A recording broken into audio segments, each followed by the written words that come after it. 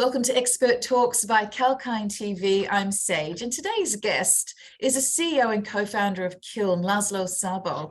The Paris-based crypto company KILN is on a mission to accelerate the Web3 industry, according to their website.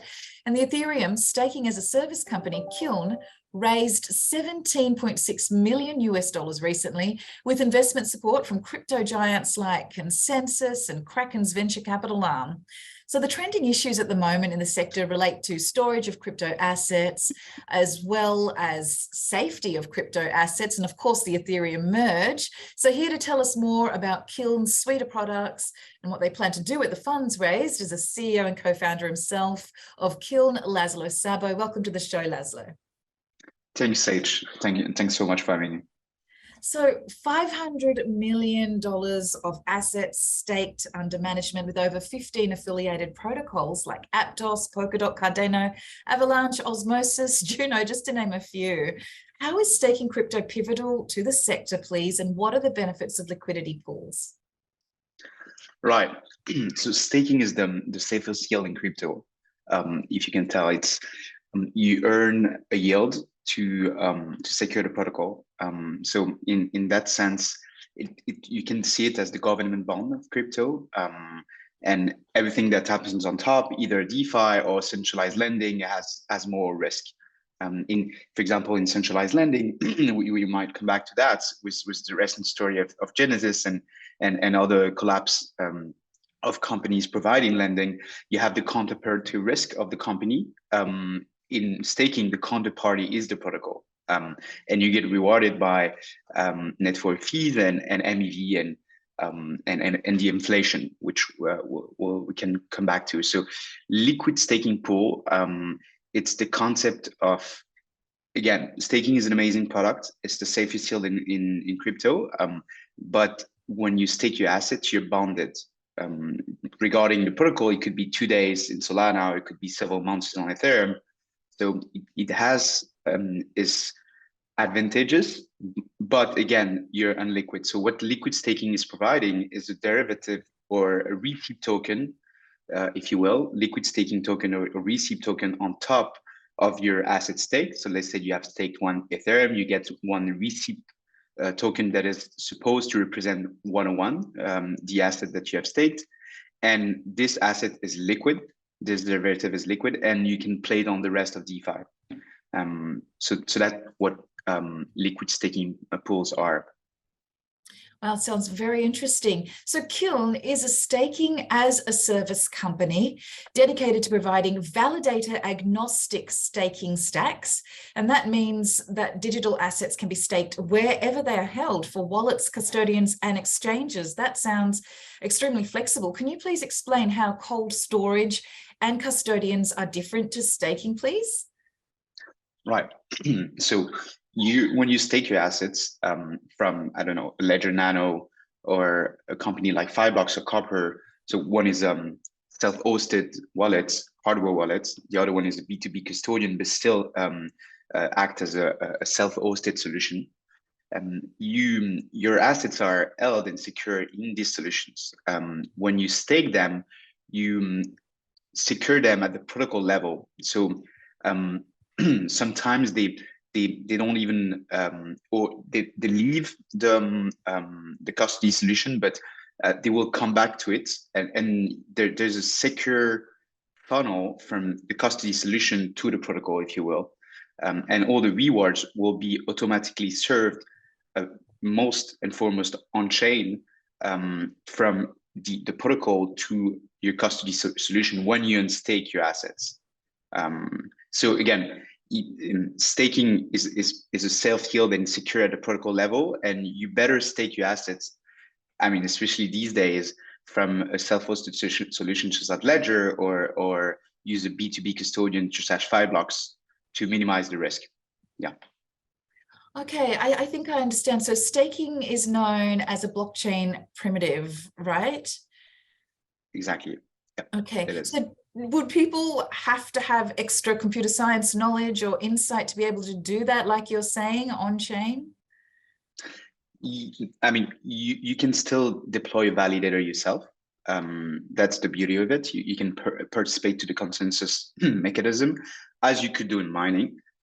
It's slightly easier to do, but it comes with other challenges such as security, such as uptime, such as operating excellence, if I might say. So that's why it's complicated to still complicated to do it on one protocol, and even more complicated to do it on 15 protocols, right? If you have 15 coins that could be staked on your wallets. So I guess that's where we come and deploy infrastructure for anyone to stake. Fantastic. And now moving on. So Ethereum's proof of stake blockchain requires batches of 32 ETH to stake on their blockchain. You almost 100% managed on chain with the staking with your KILN services, and you enable users to stake less than 32 ETH, which is kind of democratizing the whole process in a way. So the merge, the historical merge, it got talked about a lot when it happened successfully, and it changed Ethereum's mining consensus to proof of stake. How will this help to reduce gas fees? Can you talk us through that? Yeah. First, maybe to come back to what you said, we have two products that allows our users to stake less than 32 ETH, and you can imagine, right? How can you democratize staking if you can only stake batches of $40,000 to $50,000, maybe much more in the future, and not less. So we have this protocol on chain, so that it's a smart contract. We pool customers' funds, and they can stake any amount of ETH, and from a ledger, again, from tomorrow an exchange or a B2B custodian. We also partner with Alluvial. We built this first institutional liquid staking solution in partnership with Coinbase and Kraken, and there you can also stake any amount of ETH. So coming back on the Ethereum merge, I wouldn't say the Ethereum merge reduced gas fees. That's a common mistake people have. It introduces a little bit, but I would say the merge mainly first increased security, right? Because your security now is everything that has been staked. So I think today is like $21 billion. If you want to have the control over the protocol, it's roughly 51% of that. So it decreases security, it decreased the energy consumption that the protocol had. I think decreased by 99% compared to mining, which is already a lot, and it will increase the throughputs. So the transaction per second that you can do on chain, specifically when sharding is going to come. I wouldn't say the gas fees will decrease drastically in the future. Yeah. Okay, thanks for helping us understand that a little bit better. So your products, KILN Connect, KILN Validator, KILN Dashboard, KILN On Chain, that's some of them. How will your recent funds raised be used? Yep. And maybe just to come back, like as a brief history, is like staking. You had first staking providers, I would say 2018, 19, 20, that came with products which was basically running the validators on these chains, right? So it was the beginning of Solana, it was the beginning of Tezos, Cosmos, and they needed infrastructure provider to spin up the network. So that's kind of the first wave of staking providers.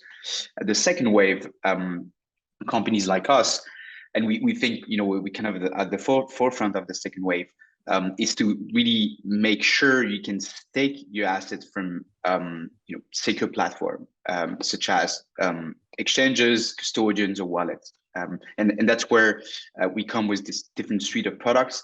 KILN Connect, for example, is an API that connects to all the B2B custodians, so that you can stake programmatically and get the right data. That's another main problem you have in staking, is that the data is usually not really accurate. It's a yield that you earn per block, so per 15 second, or sometimes much less, depending on the protocol. And we make sure you always know how much do you earn.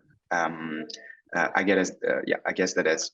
Then I'm sorry, coming back on the products, which wasn't your question. I think I forgot your question. Sorry for that.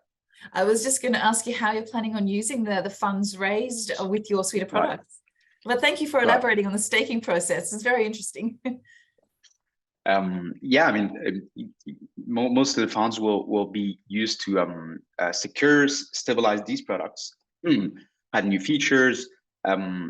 On-chain is everything on Ethereum, so making sure you can stake it seamlessly and securely on Ethereum and can connect on every other protocols, which basically are slightly different. Ethereum is pure proof of stake. The other one are delegated proof of stake.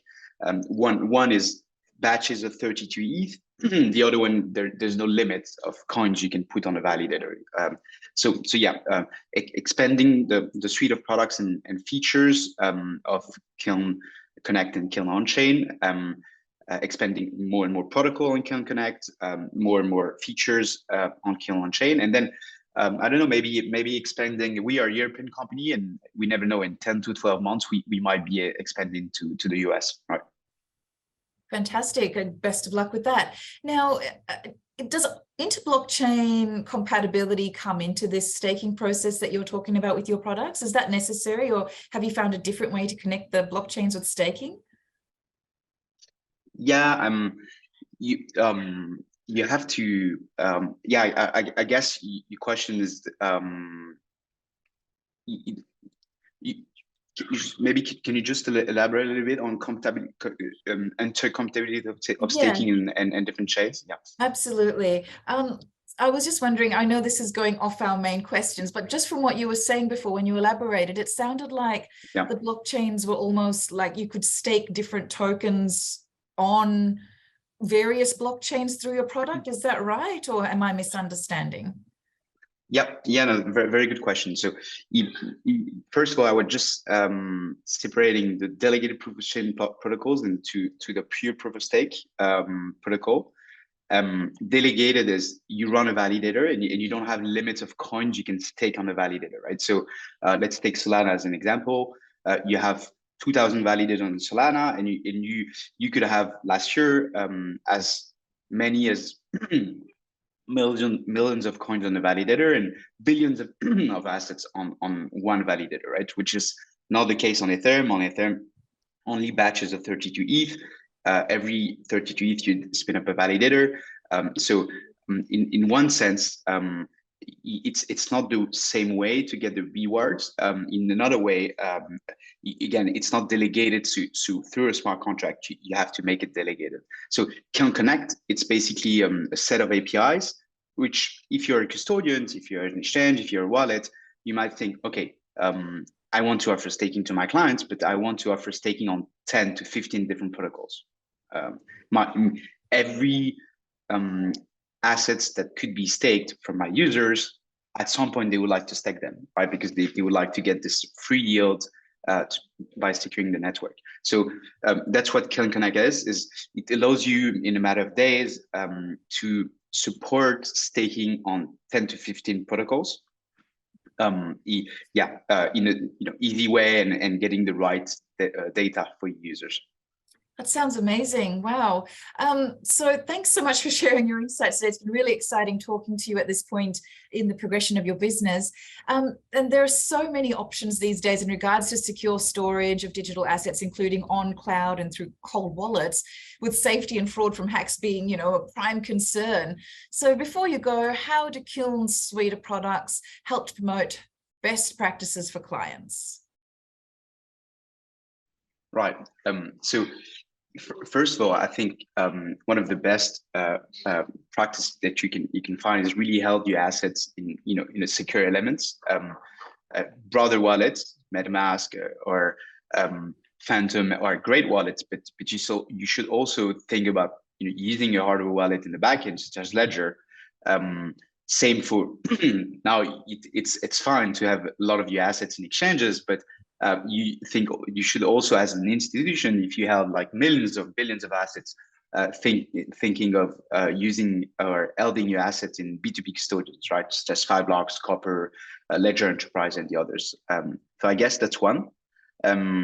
Second is, you might also spread your risk, right? So getting a bit of your assets liquid, a bit of your assets staked, and because it has its risk, using liquid staking, but maybe in a different manner as you could use direct staking. Obviously, you have this liquidity piece, and you can play with the rest of DeFi, but you still have risk of secondary market or smart contract in liquid staking that you don't have in direct staking. So I guess, yeah, that's the best practices we've seen so far. Well, thank you so much, Laszlo. Sounds like your products are playing a big role in helping to rebuild the financial system of the world with blockchain. We do appreciate your insights today. Yeah, thanks for asking. And thanks so much for joining us on that very interesting interview from KILN CEO and co-founder Laszlo Szabo. You can check out the full interview if you missed any part of that at KALKINE Media's YouTube channel. Till the next episode, stay apprised and invest wise with KALKINE.